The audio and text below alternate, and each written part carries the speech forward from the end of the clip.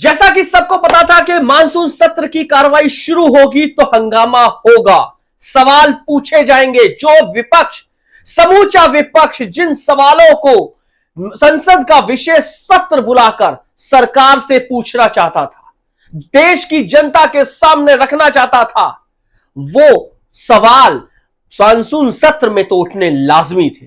और हुआ भी कुछ ऐसा ही। संसद की कार्रवाई शुरू हुई और महज आधे घंटे में उसको स्थगित करना पड़ा। क्यों स्थगित करना पड़ा? क्योंकि पूरा विपक्ष एक सुर में पहलगांव आतंकी हमले पर सवाल करने लगा। ऑपरेशन सिंदूर की कार्रवाई क्यों रोकी गई, इस पर सवाल करने लगा। ट्रंप बार बार सीज फायर कराने के जो दावे कर रहे हैं उस पर सवाल करने लगा। महाराष्ट्र इलेक्शन में धांधली को लेकर सवाल करने लगा।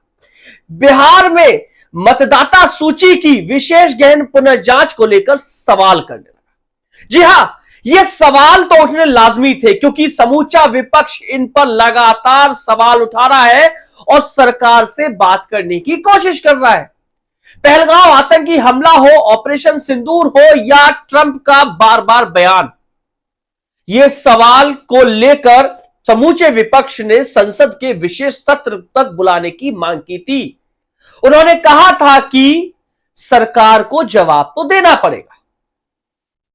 और आपको याद होगा, आज कार्रवाई से पहले, जैसा कि हमेशा होता है, जब भी सदन की कार्रवाई शुरू होती है तो प्रधानमंत्री को प्रेस कॉन्फ्रेंस करके संबोधित करना होता है। प्रेस कॉन्फ्रेंस के माध्यम से कुछ सवालों के जवाब लेने होते हैं। लेकिन प्रधानमंत्री नरेंद्र मोदी कभी प्रेस के सवाल तो लेते ही नहीं, लेकिन उन्होंने अपना संबोधन किया और इस संबोधन के दौरान उन्होंने ऑपरेशन सिंदूर पर भी वाहवाही लूटी और पहलगांव आतंकी हमले पर भी बहुत कुछ कहा। वो भी आपको सुनाते हैं, ध्यान से सुनिएगा। क्यों पहलगाम की क्रूर हत्या, अत्याचार, नरसंहार पूरी दुनिया चौंक उठी थी। आतंकवादी और आतंकवादी के आके दुनिया का ध्यान उनकी तरफ केंद्रित हुआ था और उस समय दल हित छोड़ करके देश हित में हमारे ज्यादातर दलों के प्रतिनिधि, ज्यादातर राज्यों के प्रतिनिधि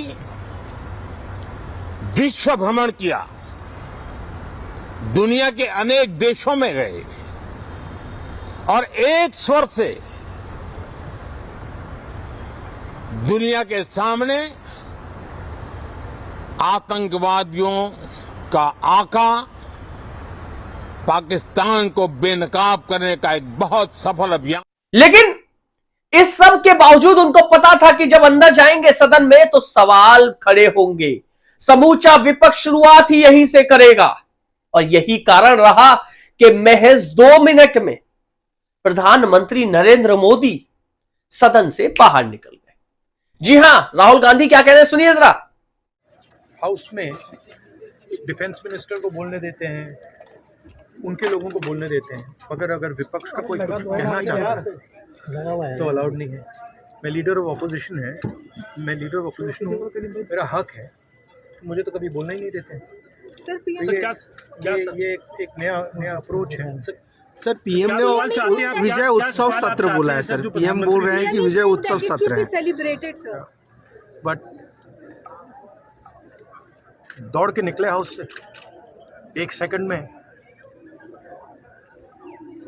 लेकिन चेयर बार बार कह रही थी कि हम चर्चा के लिए तैयार हैं, आप लोग बैठिए, हम चर्चा के लिए तैयार। चर्चा तो होगी, अगर वो अलाउ करेंगे तो होगी, मगर इशू ये है कि कन्वेंशन कहता है कि अगर सरकार के लोग कुछ बोले तो हमें भी स्पेस मिलनी चाहिए।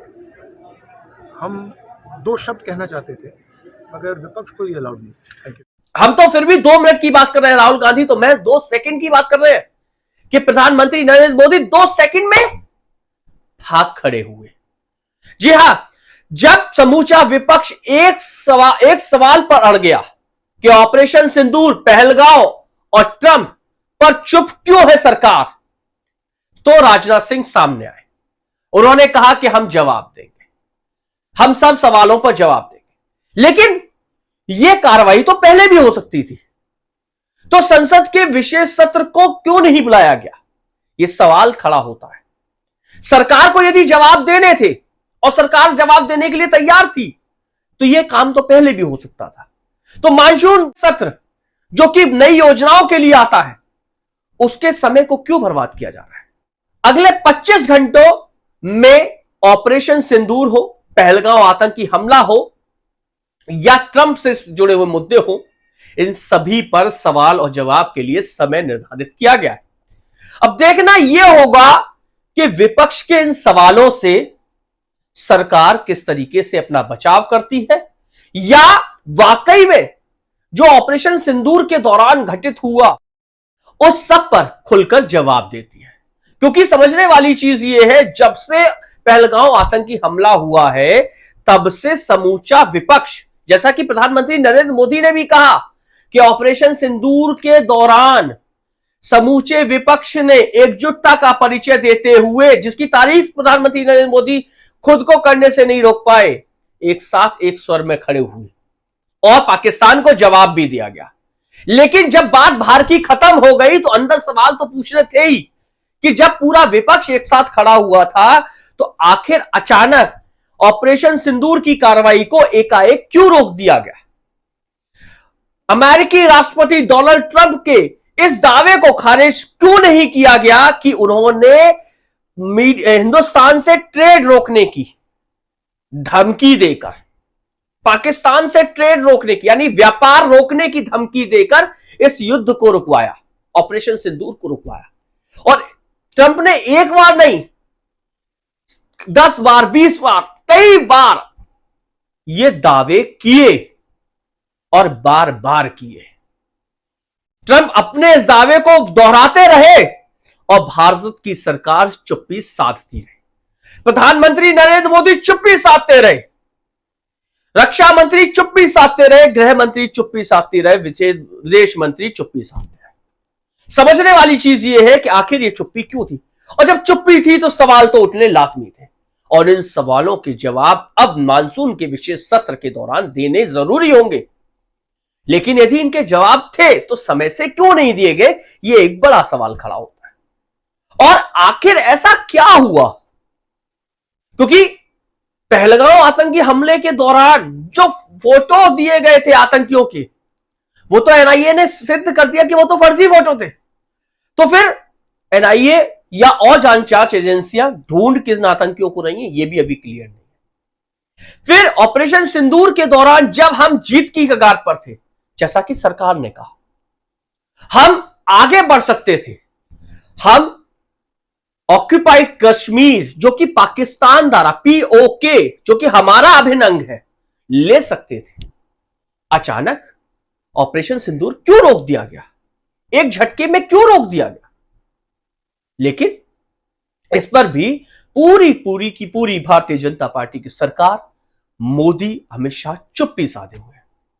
समझने वाली चीज यह है, और दूसरी तरफ डोनाल्ड ट्रंप, अमेरिकी राष्ट्रपति डोनाल्ड ट्रंप बार बार अलग अलग विश्व के मंचों से भारत को नीचा दिखाने की पुरजोर कोशिश करते नजर आ रहे हैं।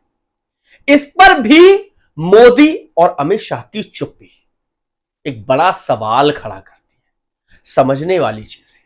और यही कारण था कि मानसून के विशेष सत्र के दौरान आधे घंटे के अंदर सदन की कार्यवाही को स्थगित करना पड़ा। आज पूरे दिन कार्यवाही स्थगित सी ही रही, कार्यवाही के दौरान कुछ भी ढंग से नहीं हुआ, क्योंकि विपक्ष चाहता है कि शुरुआत की जाए तो पहले पहलगांव आतंकी हमले का सच जनता के सामने आए, ऑपरेशन सिंदूर का सच सामने आए, और ट्रंप के द्वारा किए गए दावों का सच सामने आए, और उसके बाद महाराष्ट्र चुनाव में इलेक्शन कमीशन की जो भूमिका है उस पर भी सच सामने आए। और बिहार में जो चल रहा है, मतदाता सूची की विशेष गहन पुनर्जांच, का भी सच सामने आए।